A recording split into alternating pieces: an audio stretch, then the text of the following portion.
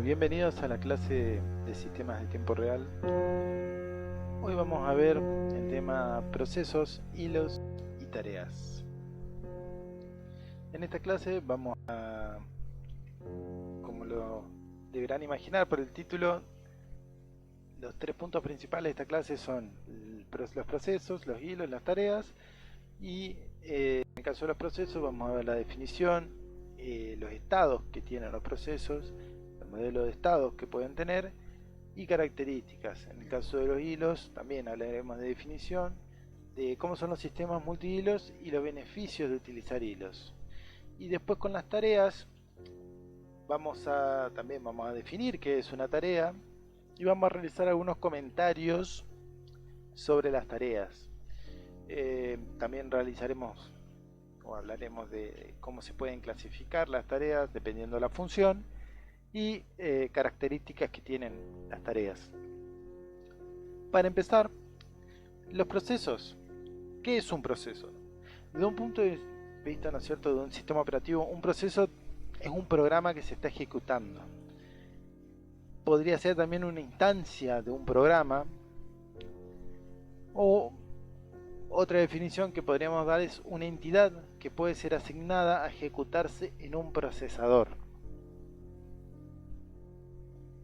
También podríamos pensarlo como una unidad de actividad caracterizada por la ejecución de una secuencia de instrucciones, un estado actual y un conjunto de recursos. ¿Cierto? Como que cada vez vamos complejizando un poquito más la definición.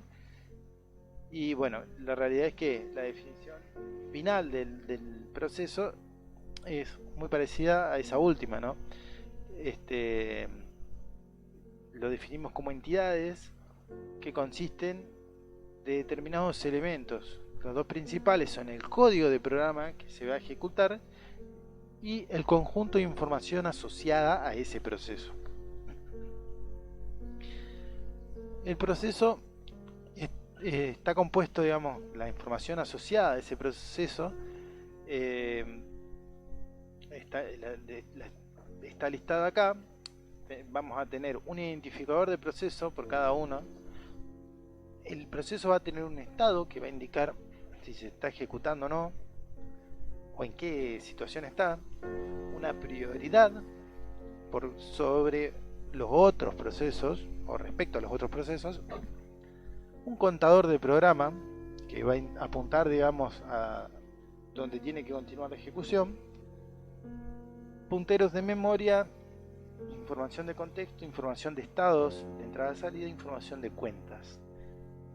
Y esto, bueno, ya hace más referencia a recursos como la memoria, a información de contexto, serían lo que son variables. La información de estados, entrada-salida, hace referencia a la información o a la propiedad de los recursos periféricos del sistema. Y bueno, de información de cuentas hace referencia a la información de las cuentas de usuario. A qué cuenta pertenece el proceso en cuestión. Esta información está contenida dentro de un bloque que se llama bloque de control de proceso. El proceso, vamos a analizar, digamos, la evolución de una ejecución. En este mapa podemos ver tres procesos, en el mapa de memoria, ¿no es cierto? Podemos ver tres procesos distintos, un proceso A, un proceso B, un proceso C, y dispatcher, que en realidad hace referencia al planificador. Sería lo que el núcleo del sistema operativo. Y acá vemos el contador de programa que está apuntando a la dirección 8000, sería el inicio de la dirección del proceso C. Ahora vamos a definir lo que es la traza del proceso. La traza nos permite, digamos, ir viendo el comportamiento del proceso o cómo va a ir avanzando la ejecución de ese proceso. En el caso de la traza del proceso A, las instrucciones van a estar alojadas en memoria desde la dirección 5000 hasta 5011. Entonces la traza va a ir pasando, o sea, la ejecución del proceso primero va a ejecutar la instrucción que está en la dirección 5000, luego la que está en la 5001, luego en la 5002 y así sucesivamente durante la ejecución del proceso A. Para el caso del proceso B, tenemos un proceso con poquitas instrucciones, solamente 4, desde la dirección 8000 hasta la 8003. Y para el caso del proceso C, tenemos una que va del 12000 al 12011. Ahora, analicemos cómo sería la evolución de la ejecución de las instrucciones del procesador. En esta imagen podemos ver lo que es el proceso A, la ejecución. Inicia con el proceso A, ejecuta las instrucciones que están en la dirección 5000, 5001, 5002 hasta llegar a la 5005. Una vez llegada a la 5005 ocurre un evento que se llama timeout. Sería un evento periódico que le indica al planificador que tiene que entrar en ejecución. Se interrumpe la ejecución del proceso A y pasa a ejecutarse el planificador. Fíjense que el planificador tiene direcciones que van de la 100 hasta la 105. Esto claramente es un ejemplo conceptual. En la realidad las instrucciones son muchas más. No es que se ejecuta el planificador cada 6 instrucciones, sino que hay muchas instrucciones y el timeout se realiza de forma periódica. El planificador decide a quién en realidad le toca seguir la ejecución del procesador, y en este caso continúa el proceso B, que se ejecuta completamente desde el 8000 hasta el 8003. Habíamos visto que será toda la traza, y acá ocurre un pedido a un periférico, entonces vuelve a entrar en ejecución el planificador, que luego le termina pasando la ejecución al proceso C. Nos damos cuenta por la dirección, arranca en la 12000. La ejecución continúa hasta que se vuelve a dar un evento timeout, y ahí entra de nuevo en juego el planificador y se da cuenta que ya se ejecutaron el proceso A, el proceso C, el proceso B, el proceso C. Ahora le tocaría de vuelta la ejecución al proceso A, por lo tanto le devuelve la ejecución al proceso A, yendo a ejecutar lo que encontramos en la dirección 5006, la que continúa después de esta. Una vez que se termina la ejecución, digamos, de ese proceso A, entra de vuelta en juego el planificador, y acá se dio cuenta que el caso le correspondería la ejecución al proceso B, pero el proceso B cumplió completamente toda su traza, por lo tanto continúa con el proceso C, en donde había quedado en el 2005, entonces continúa con 12005, continúa con 12006.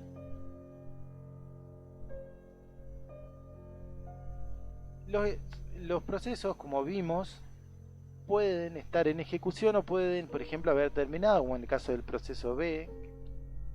Permítanme volver un segundo a la diapositiva. En el proceso B terminó acá, por lo tanto acá no continuó la ejecución del proceso B.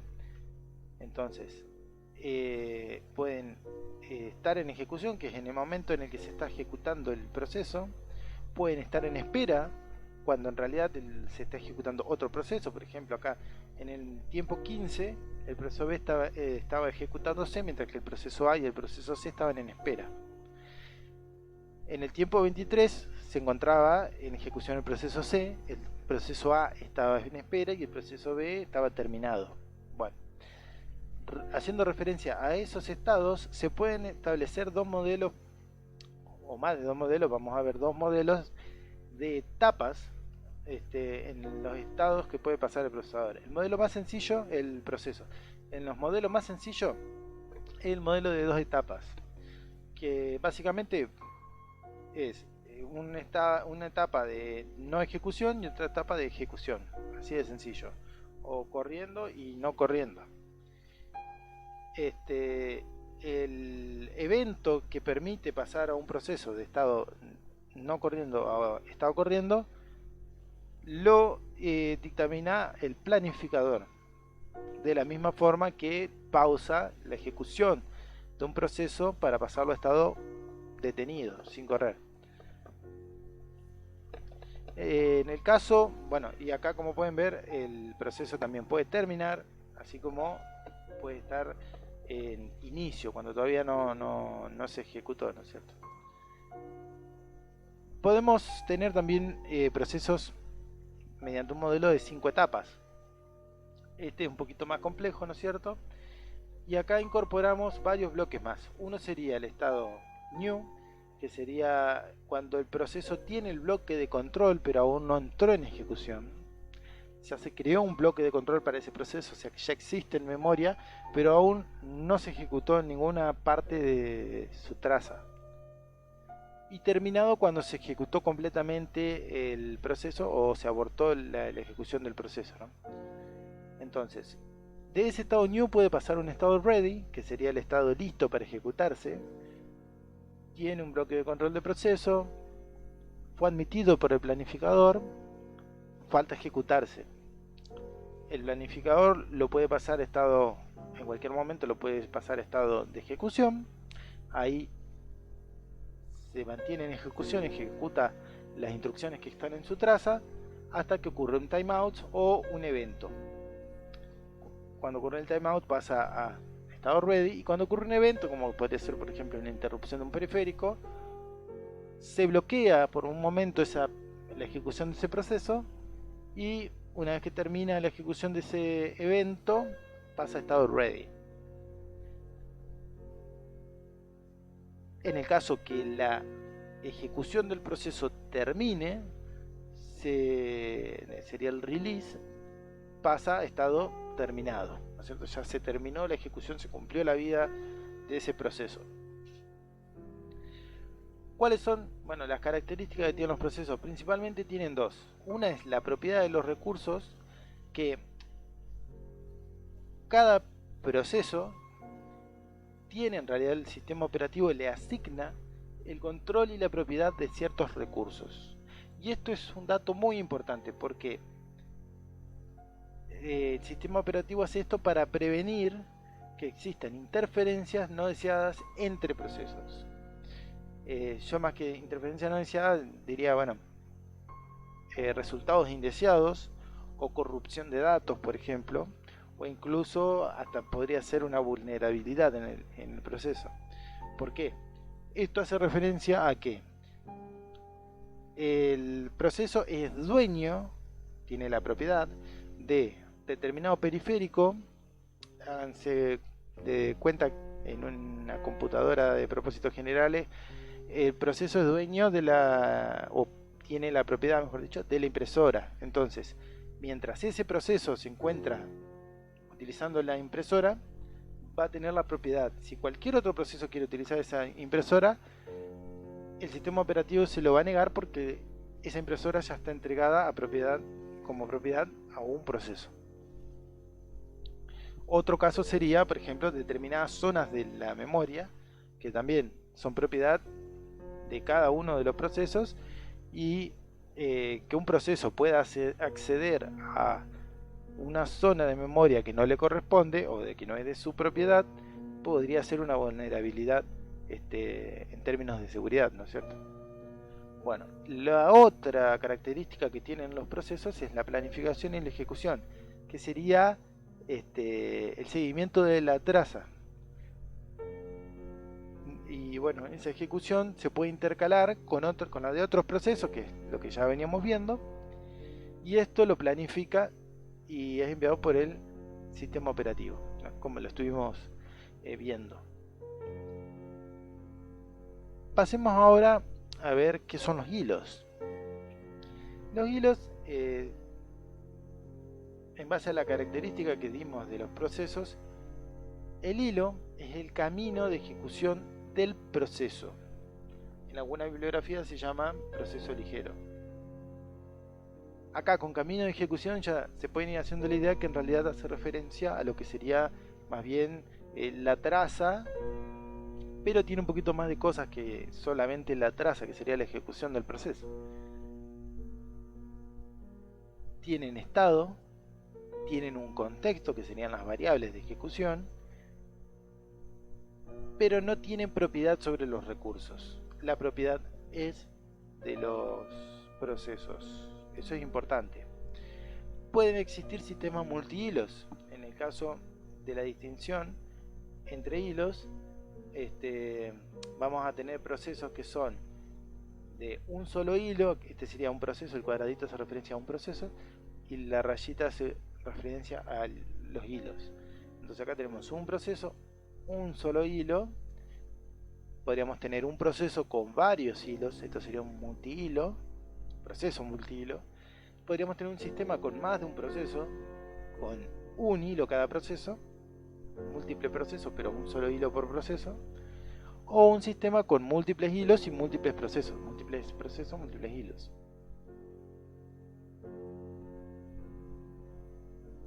En el entorno multihilo, el proceso termina siendo la unidad de alojamiento de los recursos, o sea, es como una entidad un poquito más arriba y se diferencia a la traza. La traza sería el hilo.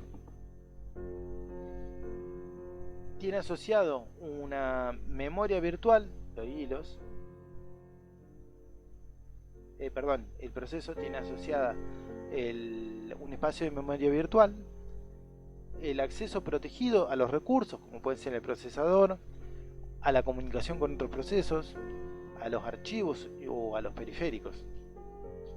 Cuando yo hago referencia a recursos, en realidad piensen que cualquier cosa dentro del esquema de la computadora puede ser un recurso, ¿no es cierto? La memoria, el procesador, archivos, puertos, cualquier otro periférico también es un recurso. Y bueno, en el caso de haber uno o más hilos, cada hilo tiene un estado de ejecución, tiene un contexto, tiene un stack en el que se va ejecutando y almacenamiento estático para variables locales. Tiene acceso a memoria y recursos de su proceso. Importante acá, memoria y recursos, pero de su proceso nomás. Acá podemos ver en un esquema a la izquierda lo que sería un modelo con un proceso que tiene un único hilo. Entonces el proceso sería el recuadro gris, mientras que adentro tenemos el bloque de control de proceso, el espacio de direcciones del usuario y el stack, y el hilo se va a ejecutar dentro de ese espacio. En el caso de un sistema multihilo, vamos a tener el proceso que tiene su correspondiente bloque de control, tiene un espacio de direcciones de usuario y luego tiene diferentes hilos. Cada hilo tiene su control de hilo o bloque de control de hilo y sus stacks correspondientes. El beneficio de utilizar hilos, bueno, toma menos tiempo crear y terminar un hilo, toma menos tiempo cambiar entre hilos dentro de un mismo proceso, y en comparación con lo que sería cambiar de un proceso a otro, y mejora la eficiencia de la comunicación entre los diferentes programas también.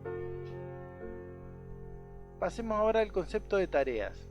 Y acá, bueno, las tareas en los sistemas operativos se suelen definir como un set de instrucciones cargado en memoria. También podemos pensarlo como una unidad de trabajo o como un objetivo que se necesita alcanzar.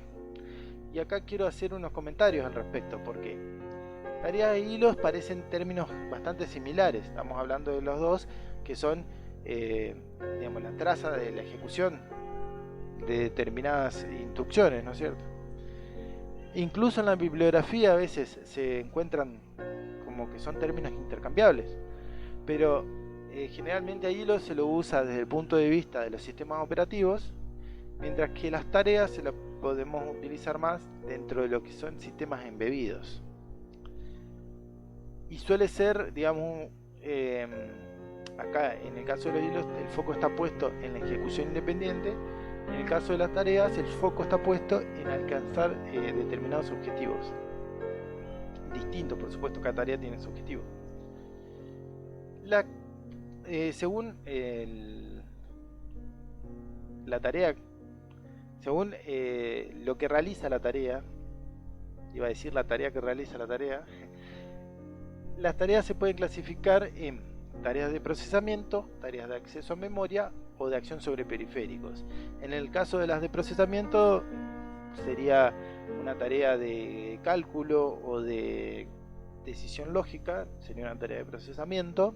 Un filtrado o cualquier otra cosa podría ser una, digamos, en ese sentido, o el cálculo de una acción de control sería una tarea de procesamiento. Tareas de acceso a memoria, ya ahí estaríamos hablando ya de acceso a determinados archivos, por ejemplo, también serían un tipo de tareas. Bueno, las tareas que realizan ese tipo de